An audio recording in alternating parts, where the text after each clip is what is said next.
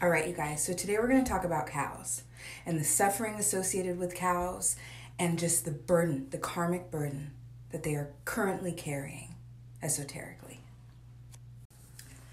Now, let me start by saying this. When you understand the 8 energy behind a collective, it does not make it any easier having to watch what they are having to karmically endure. When I think about things like this, my heart gets very heavy.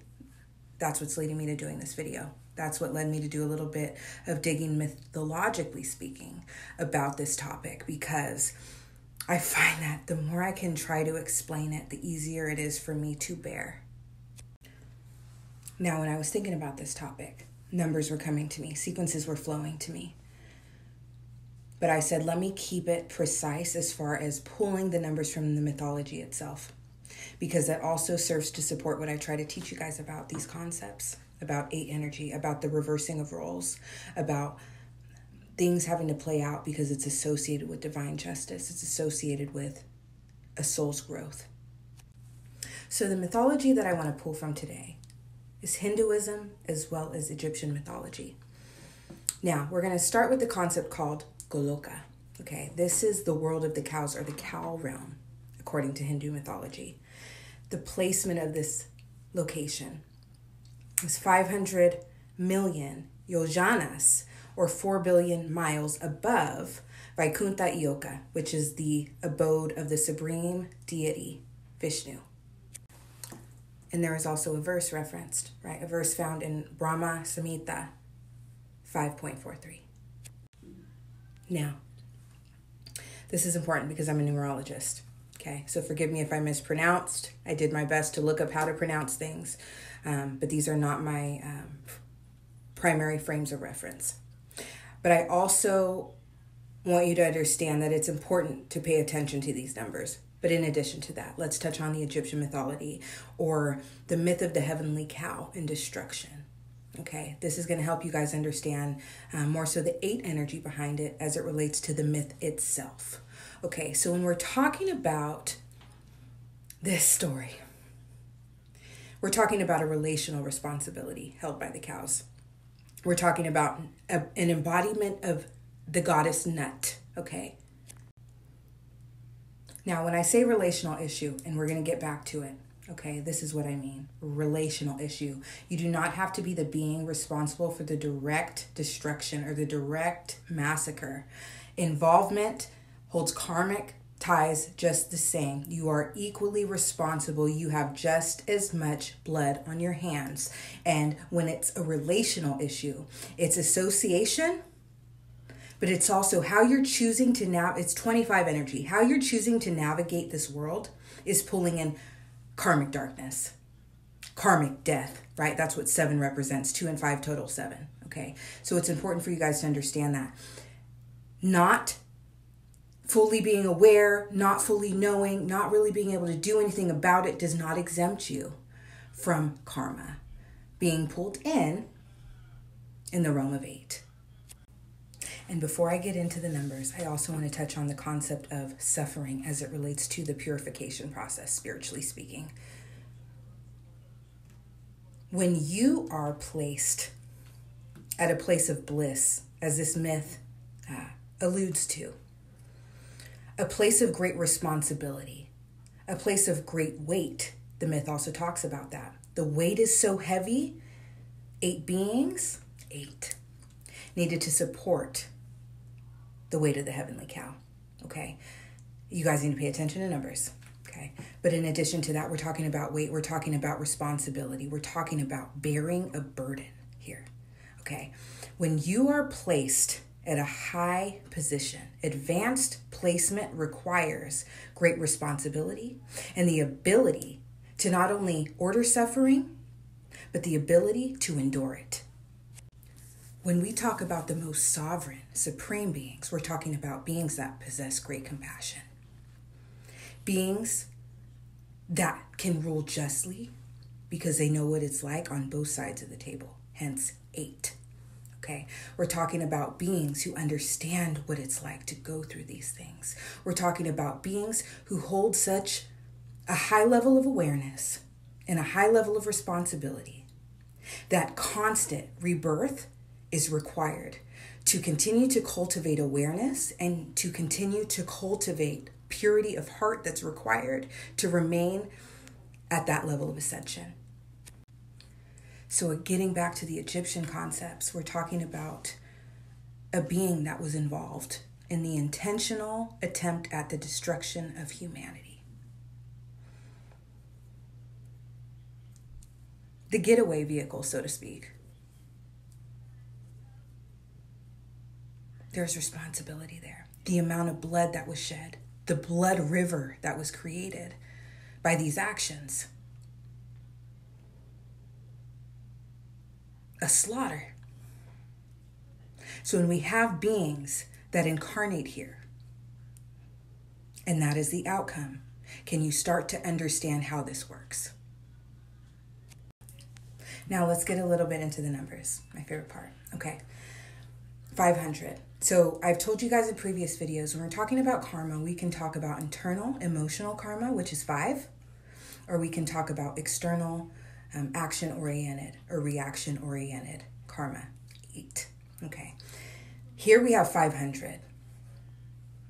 What this tells me is that we're talking about an internal guilt.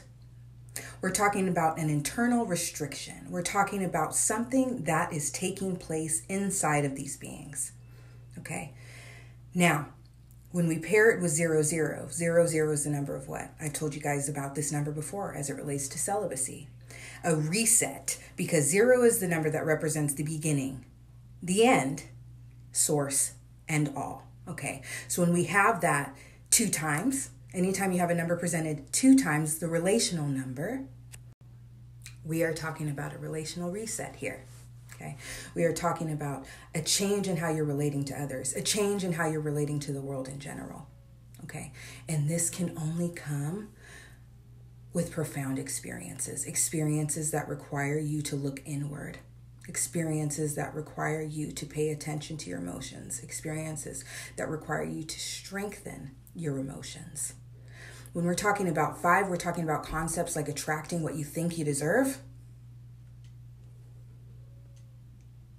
This is what we're talking about. And that is further explained by the 4s that are present, whether it's the 4 billion miles or 5.43. So when I see something like 4 billion, what that's telling me is, and it's written 4 billion.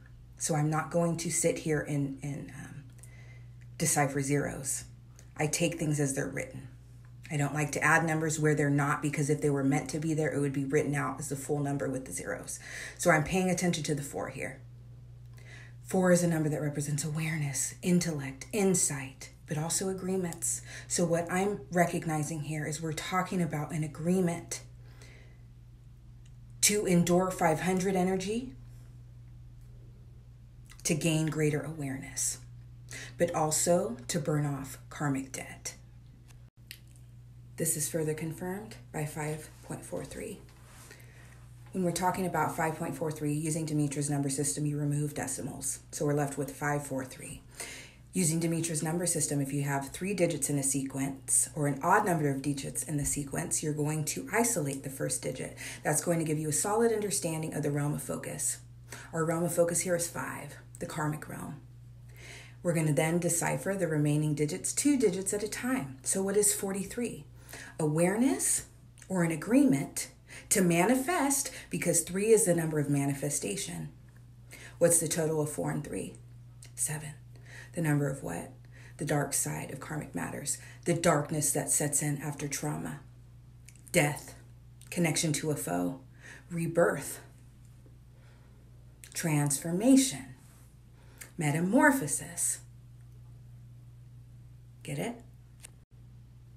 And then when you add 5 to 7, you get what?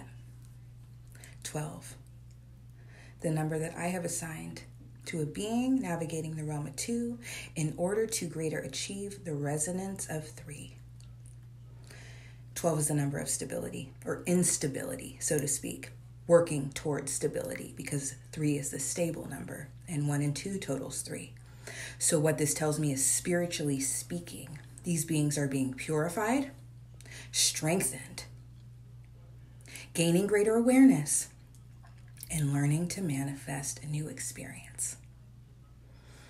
It does not make it easy to have to see. But you have to remember, in a reality that is rife with human suffering,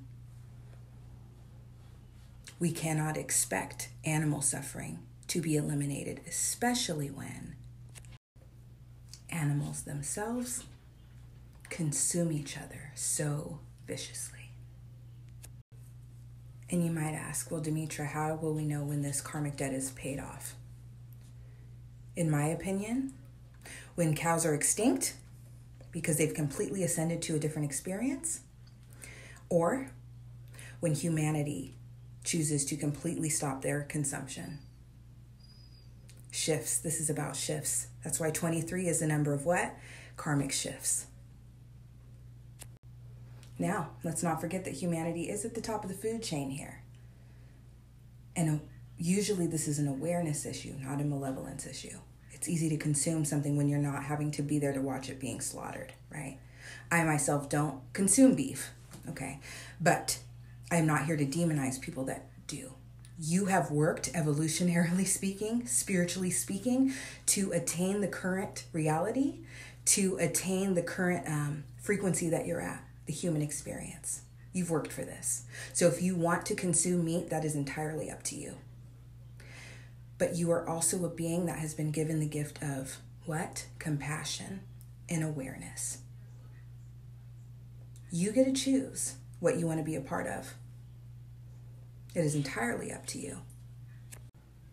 This is also a 13 frequency issue.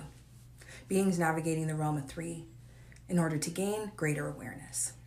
They don't all possess that greater awareness quite yet. Not all of us do, okay?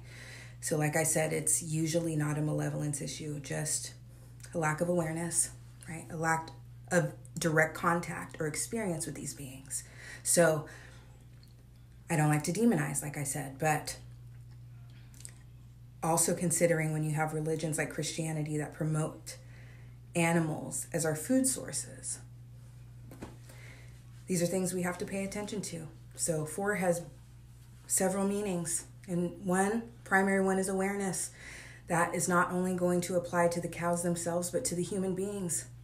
So I just wanted to share this. It was weighing heavily on my heart, and I needed some sort of insight about it. Be mindful of all living creatures. Have a great night.